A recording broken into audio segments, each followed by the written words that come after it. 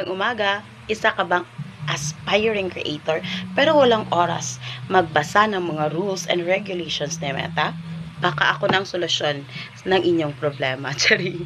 Okay, andito po ako para magbigay ng tips at basahin ang mga rules and regulations ni Meta, mga monetization policy. Tara, meron tayong isang i-feature ngayon. Listahan natin ay yung mga lagi kong nakikita o kadalasan kong nakikita sa mga nagsisimula pa lang ng mga content creator at wala pa masyadong naiisip na pwedeng gawing content sa kanilang mga walls or reels. Ito ay yung mga moving pictures or yung mga tinatawag nating slideshows na nilalagyan lang natin ng effects or text.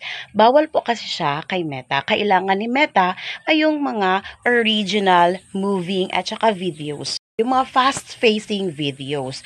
Second po, kasi ang sabi ni Meta, kailangan po original na ginawa ninyo yung mga video. Kasi may mga available po na apps na ilalagay mo lang yung iyong mukha, gagawan ka na ng video ng apps. Kasi isa po siya sa mga pinagbabawal at hindi pwedeng ma-monetize ni Meta. Masasayang lang po ang pagod ninyo sa pag-i-edit ng mga ganoong klaseng content. Maraming salamat po sa panunood at sana may natutunan kayo. Kung gusto niyo ng mga ganitong content, mag-iwan ng bakas, mag-heart tayo dyan at follow po. Thank you!